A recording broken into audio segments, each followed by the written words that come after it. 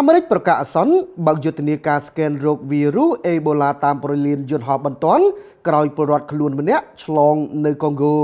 ប្រិមត្តទូរទស្សនិកជនមិនមែនជារឿងលេងសើចឡើយខណៈដែលពិភពលោកកំពុងវក់វីនឹងរឿងសង្គ្រាម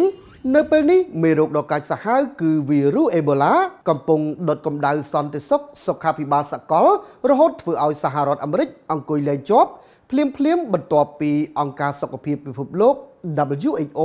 ប្រកាសដាក់តំបន់ផ្ទុះមេរោគនៅអាហ្វ្រិកជាស្ថានភាពអាសន្នសុខភាពអន្តរជាតិរដ្ឋាភិបាលរដ្ឋធានីវ៉ាស៊ីនតោនបានប្រកាសរឹតបន្តឹងនិងដាក់ពង្រាយកម្លាំងស្កេនរោគមេរោគនេះនៅតាមប្រលានយន្តហោះទូទាំងប្រទេសបន្ទាន់ដើម្បីទប់ស្កាត់ការរាលដាលឆ្លងចូលដែនដីរបស់ខ្លួនវិធានការក្តៅគគុកដែលប្រកាសដោយមជ្ឈមណ្ឌលគ្រប់គ្រងនិងបង្ការជំងឺរបស់សហរដ្ឋអាមេរិក CDC នេះធ្វើឡើងបន្ទាប់ពីមានការរកឃើញថា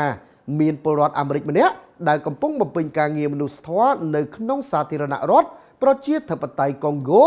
ដែលហៅកាត់ថា DRC បានទៅវិជ្ជមានវីរុសអេបូឡាកាលពីចុងសប្តាហ៍កន្លងទៅអាជ្ញាធរអាមេរិកកំពុងមមាញឹកធ្វើការជំនះអ្នកជំងឺរូបនោះទៅកាន់ប្រទេសអាល្លឺម៉ង់ដើម្បីព្យាបាលនិងកំពុងតាមដានសុខភាពមន្ត្រីផ្សេងទៀតចំនួន6អ្នកបន្ថែមទៀតយ៉ាងដិតដល់ដែលនេះជាសញ្ញាបង្ហាញថាមេរោគនេះបានមកគៀកនឹងមាត់ទ្វារផ្ទះរបស់សហរដ្ឋអាមេរិករួចជាស្រេចទៅហើយក្រុមយុទ្ធសាស្ត្រការពារបន្ទាយជាថ្មីនេះសហរដ្ឋអាមេរិកបានសម្រេចផ្អាកការផ្ដល់ទិដ្ឋាការឬវីសាជារួមជាបណ្ដោះអាសន្នសម្រាប់អ្នកដំណើរមកពីតំបន់ផ្ទុះអាសន្ននិងតម្រូវឲ្យអ្នកដំណើរទាំងឡាយណាដែលធ្លាប់បានឈានជើងចូលទឹកដីកុងហ្គោអ៊ូហ្គង់ដាឬស៊ូដង់ខាងត្បូងក្នុងរយៈពេល21ថ្ងៃចុងក្រោយត្រូវតែឆ្លងកាត់ការពិនិត្យសុខភាពយ៉ាងតឹងរ៉ឹងបំផុត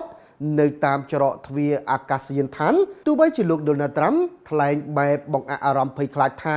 មេរោគនេះហាក់ដូចជាកំពុងស្ថិតនៅត្រឹមតំបន់អាហ្វ្រិកនៅឡើយទេក៏ដោយប៉ុន្តែយុទ្ធសាស្ត្ររឹតបន្តឹងទិដ្ឋាការនិងការបង្កើនការស្កេនកម្ដៅកម្រិតធ្ងន់របស់ CDC បានបង្ហាញយ៉ាងច្បាស់ថាសហរដ្ឋអាមេរិកមិនហ៊ានយកជីវិតពលរដ្ឋខ្លួនទៅភ្នាល់ជាមួយវីរុសស៊ីសាច់មនុស្សដ៏កាចសាហាវមួយនេះឡើយ